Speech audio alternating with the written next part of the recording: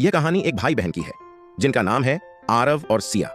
एक दिन सिया ने आरव से कहा कि उसने एक लड़के से प्यार किया है। यह सुनकर आरव का चेहरा एकदम बदल गया। अगले दिन उसने सिया को फ्रिज में बंद कर दिया। दरअसल ये दोनों दुनिया के सबसे अमीर लोग थे। आरव, जो समाज के उच्च तबके में रहने की वजह से दूसरों से कट चुका था, अब किसी और औरत को पसंद नहीं करता था। उसे सिर्फ अपनी बहन सिया की मासूमियत और दयालु स्वभाव ने आकर्षित किया था। सिया ने जब स्कूल के एक लड़के से प्यार करने की बात कही तो आरव को लगा जैसे उसने अपनी सबसे कीमती चीज खो दी। वह किसी और को सिया की पवित्रता को छूने नहीं देना चाहता था। अपने डर और गुस्से में उसने सिया को डराने की कोशिश की, लेकिन सिया घबरा गई और पीछे हटते हुए ऊंची इमारत से गिर गई। सिर में गंभीर चोट के कारण उसकी आंखों की चमक बुझ गई। जब आरव नीचे पहुंचा और सिया को आखिरी सांसें लेते देखा तो उसने एम्बुलेंस बुलाने के बजाय उसकी शांत चेहरे की तारीफ की। उसने सोचा, अगर सिया मर गई तो कोई उसे नुकसान नहीं पहुंचा सकता।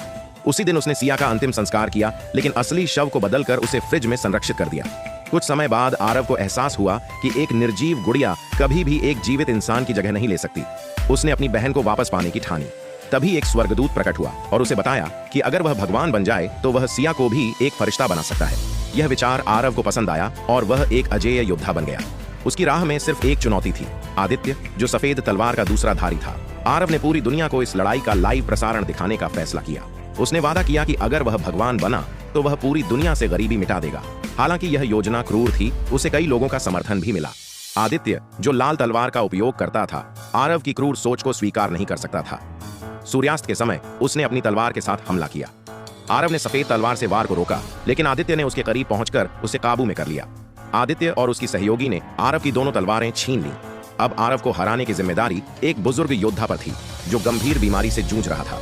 अपनी आखिरी ताकत का उपयोग करते हुए उसने मशीन गन से गोलियां चलाईं। आरव ने अपने पंख फैलाए और सौदेबाजी करने की कोशिश की, लेकिन गोलियां उसकी मांसपेशियों को भेदती चली गईं। अंततः उसकी हृदय गति रुक गई। सच तो यह था कि आरव को लाल तलवार से काबू में करने वाला कोई और नहीं, बल्कि एक 12 साल का लड़का था। उसने स्कूल में आरव की पहचान उजागर की और मौका देखकर उसे निशाना बनाया। आरव की मौत के साथ ही उसके पास मौजूद शक्तियां अब उस लड़के के पास आ गईं। इस लाइव प्रसारण ने इंसानियत को स्वर्गदूतों और भगवान के अस्तित्व की सच्चाई दिखा दी।